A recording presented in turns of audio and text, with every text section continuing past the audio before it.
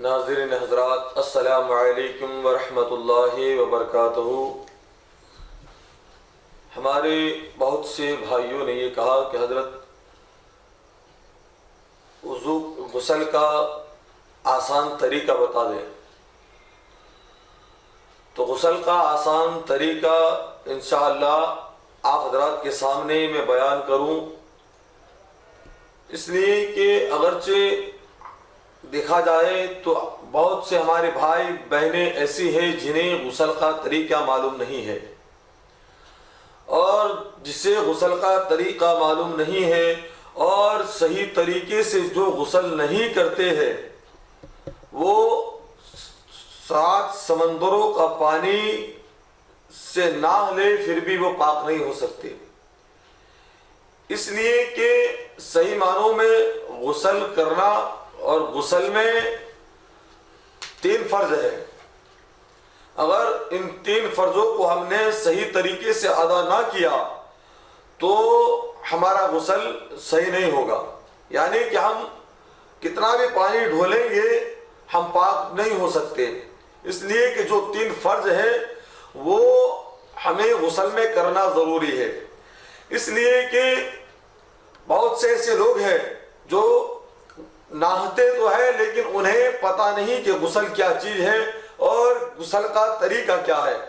تو میں آپ حضرات کے سامنے بالکل آسان طریقہ غسل کا بتانے جا رہا ہوں۔ آپ حضرات سماعت فرما لیں کہ غسل میں 3 فرض ہے۔ اب یہ خیال کریں کہ ہم پر غسل واجب ہوا ہے، ہمیں غسل کرنا ہم پر واجب ہو گیا ہے، تو سب سے پہلے یہ ارادہ کریں کہ چلو ہم غسل خانے میں جائیں۔ اگر غسل خانے کا دروازہ بند ہے، اوپر کی چھت بند ہے، تو ہم اس غسل خانے کے اندر بنا کپڑوں کے بھی غسل کر سکتے ہیں، ٹھیک ہے۔ اگرچہ ایسا نہیں ہے کہ جیسے غسل خانہ نہیں ہے ہمیں باہر نہانا ہے، جیسے کہ چکلی پہ، نل وغیرہ پہ یا تالاب یا کوئی دریا کے کنارے پر، تو ہمیں خاص وہاں دھیان رکھنا ہے کہ کئی ایسا کپڑا لے لے جس سے ہماری سطر چھپ سکے، جیسا کہ ناف سے لے کر گھٹنوں تک ہماری سطر چھپی رہنی چاہیے، اس لیے کہ گھٹنے سے لے کر ناف تک جو چیز ہے وہ اسے سترہ عورت کہتے ہیں اور وہ دکھانا حرام ہے۔ کچھ لوگوں کی عادت کریمہ ہوتی ہے کہ کوئی گمچا لے لیتے ہیں یا انڈر ویئر پہن کر کے نہاتے ہیں، یہ نہیں ہونا چاہیے، اس لیے کہ یہ 17 عورت دکھانا حرام ہے، لہذا اس بات کا خاص دھیان رکھیے کہ 17 عورت اگر ناف کے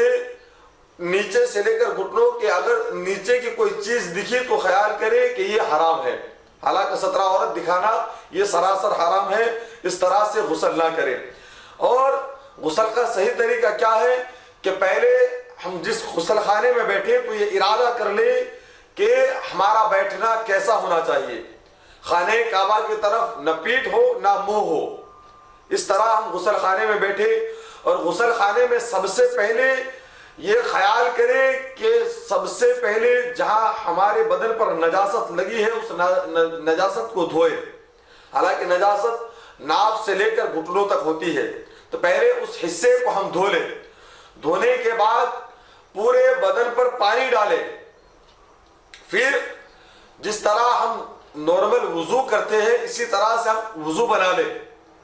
وضو بنانے کے بعد پورے بدن پر پانی ڈالیں، اور پانی ڈالنے کے بعد پورے بدن کو مسل لیں، مسل لینے کے بعد یہ کریں کہ پورے بدن پر پانی ڈالیں، اور پانی اس طرح ڈالنا ہے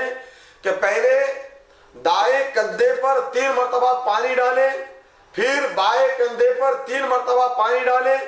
پھر سر کے اوپر 3 مرتبہ پانی ڈالیں، اس طرح پورے بدن پر پانی بہائے، انشاءاللہ آپ کا غسل مکمل ہو جائے گا۔ لہذا میں نے آپ حضرات کو بتایا کہ غسل کے اندر 3 فرض ہے، تو جیسے کہ پہلا فرض تو یہ ہے کہ پہلے ہم کلی کریں، کلی کرنا، حالانکہ 3 بار کلی کرنا یہ ضروری ہے، اگرچہ تم روزے سے نہیں ہو تو غرارہ بھی کر سکتے ہو، غرارہ کرنا چاہیے. اگر روزے سے ہو تو غرارہ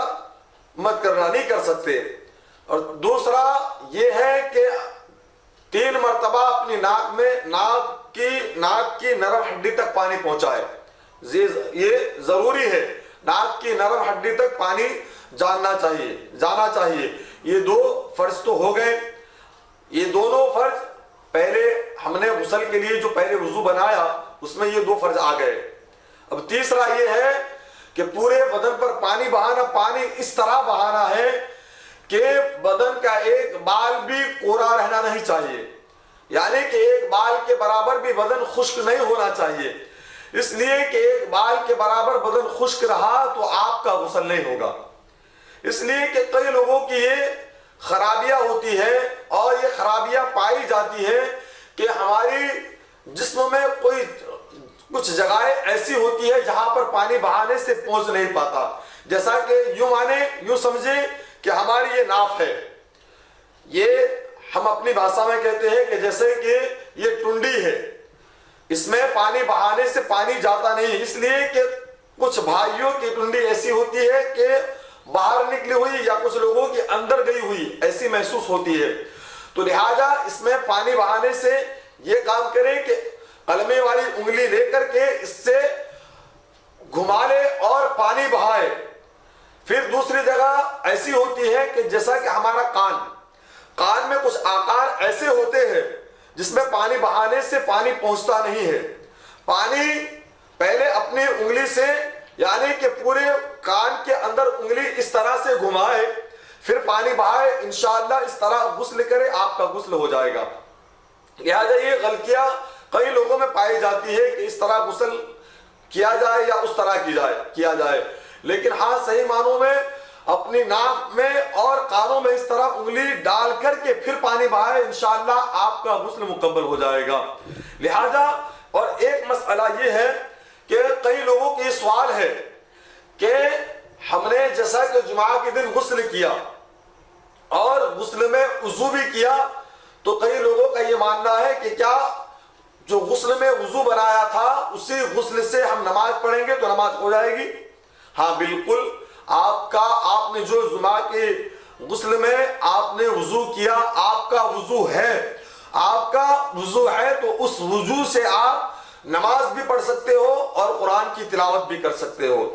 آپ کی نماز بھی ہو جائے گی اور قرآن کی تلاوت بھی ہو جائے گی. آپ کو اس کے لیے